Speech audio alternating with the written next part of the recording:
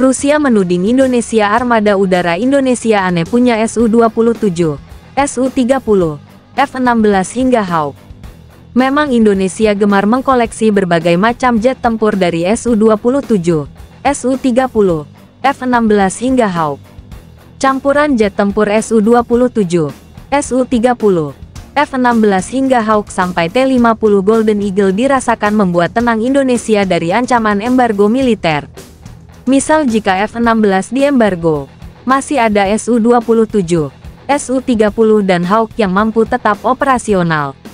Pun saat ini setelah Indonesia membeli 42 unit Rafale semakin menambah ketebalan jet tempur selain mengandalkan Su-27, Su-30, Hawk dan F-16.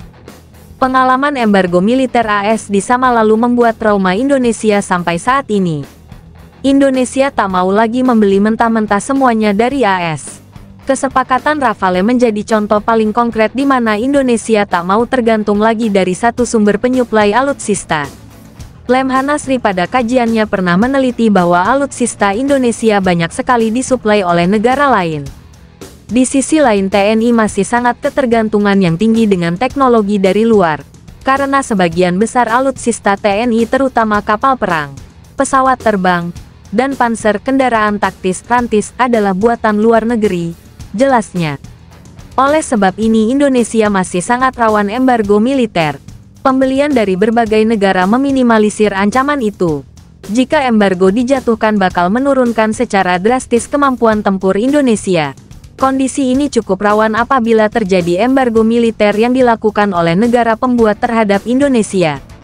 Contohnya adalah embargo militer Amerika Serikat AS sebagai akibat. Tuduhan pelanggaran HAM pasca jajak pendapat di Timor Timur tahun 1999 telah melumpuhkan kekuatan udara TNI AU dan larangan Inggris terhadap Indonesia, TNI, untuk tidak menggunakan tank Scorpion guna mengatasi separatisme pada saat darurat militer di Aceh. Hal ini menyulitkan TNI untuk melaksanakan mobilitas, bermanuver di daerah operasi. Jelasnya, sebenarnya cara paling tepat dalam mengatasi embargo ialah kemandirian industri pertahanan. Akan tetapi Indonesia masih belum bisa melakukannya karena tengah dalam proses. Jika industri pertahanan Indonesia bisa memenuhi kebutuhan militer negeri ini maka ancaman embargo sudah tak berlaku. Jika dijatuhkan oleh negara lain maka efeknya tak bakal banyak.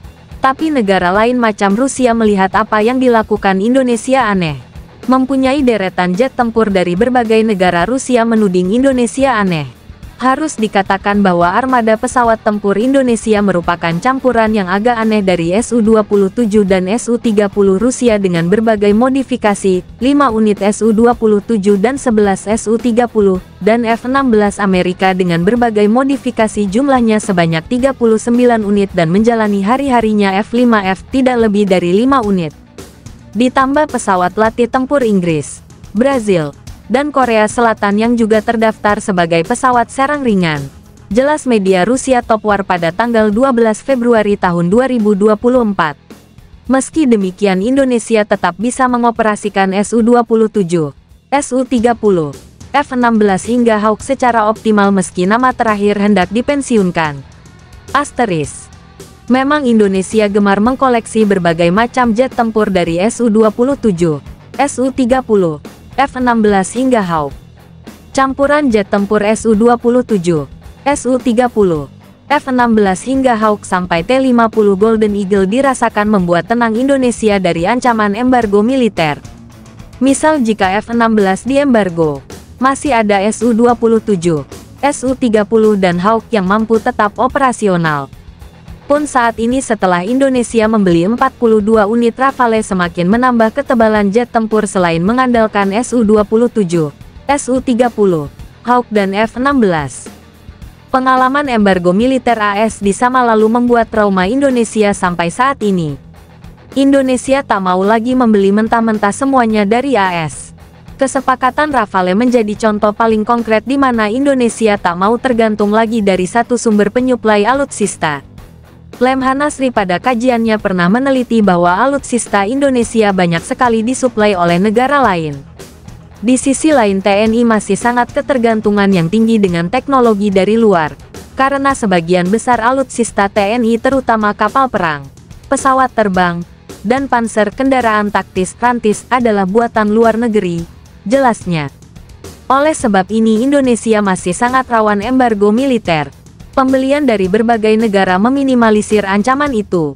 Jika embargo dijatuhkan bakal menurunkan secara drastis kemampuan tempur Indonesia.